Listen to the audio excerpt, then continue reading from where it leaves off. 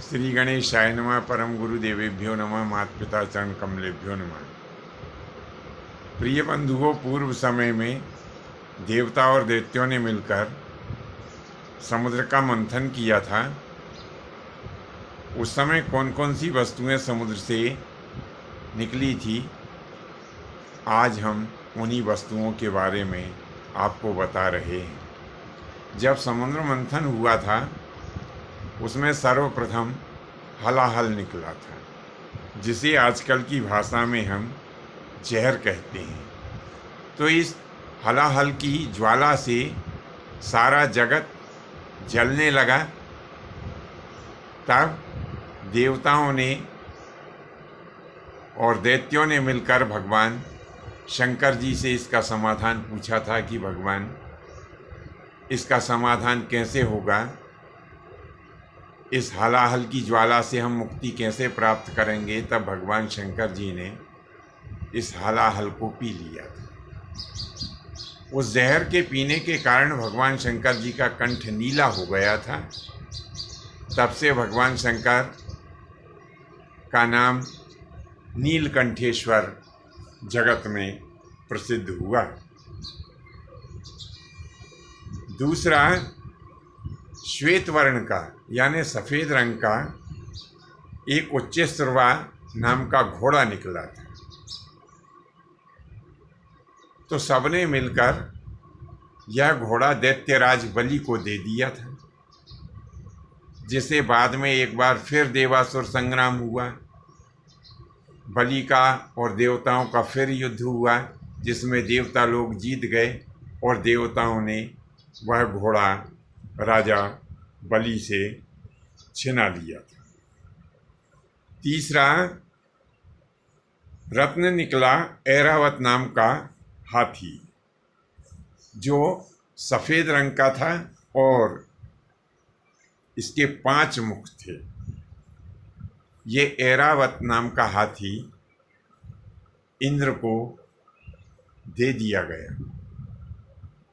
चौथा रत्न निकला है कौस्तुभ नाम की मणि।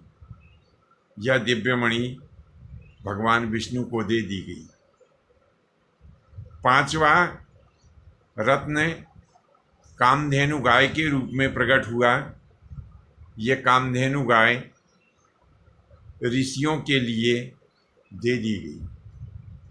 6ठा रत्न कल्प वृक्ष नाम का वृक्ष उत्पन्न हुआ। इस वृक्ष में ऐसा अद्भुत गुण है, जैसा कि इसका नाम कल्प वृक्ष है, तो इसके नीचे बैठकर जो भी कामना की जाती है वह कामना पूर्ण होती है। इस वृक्ष में ऐसा अद्भुत गुण है कि इसके नीचे बैठकर जो भी कामना की जाती है वह अवश्य ही पूर्ण होती है। यह कल्प वृक्ष नाम का वृक्ष देवताओं को दे दिया गया। 7वां रत्न निकला, उसमें देवी लक्ष्मी के रूप में। तो यह देवी लक्ष्मी भगवान विष्णु को दे दी गई। 8वां रत्न रंभा नाम की अप्सरा निकली। यह जो रंभा नाम की अप्सरा है, इसके ऊपर देवताओं और दानवों का समान रूप से अधिकार है और मनुष्यों का भी इसके ऊपर अधिकार है। जो भी अच्छे कर्म करके और स्वर्ग लोक जाता है, उसकी सेवा यह रंभा नाम की अप्सरा करती है। फिर 9वां रत्न निकला पारिजात नाम का वृक्ष।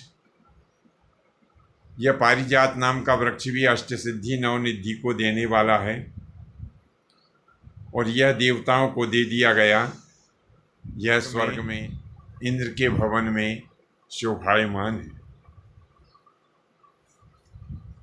10वां रत्न वारुणी के रूप में निकला, जिसे मदिरा कहते हैं। यह दैत्यों को प्रिय थी, इसीलिए दैत्यों को दे दी गई। 11वां रत्न निकला शंख, जो भगवान विष्णु को दिया गया। 12वां रत्न चंद्रमा के रूप में प्रकट हुआ। इसे भगवान शंकर ने अपने शीश के ऊपर धारण करने के लिए ले लिया।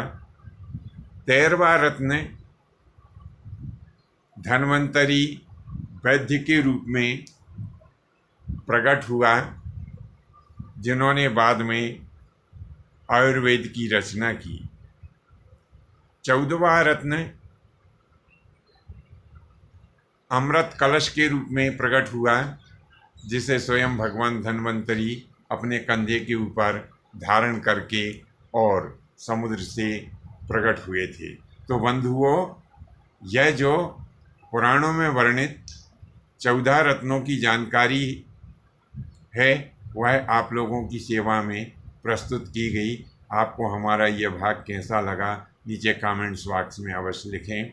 आज के लिए बस इतना ही। शेष फिर कभी दूसरे भाग में नए विषय के साथ में उपस्थित होंगे। तब तक के लिए आज्ञा दीजिए। धन्यवाद। जय माता जी की, जय परशुराम।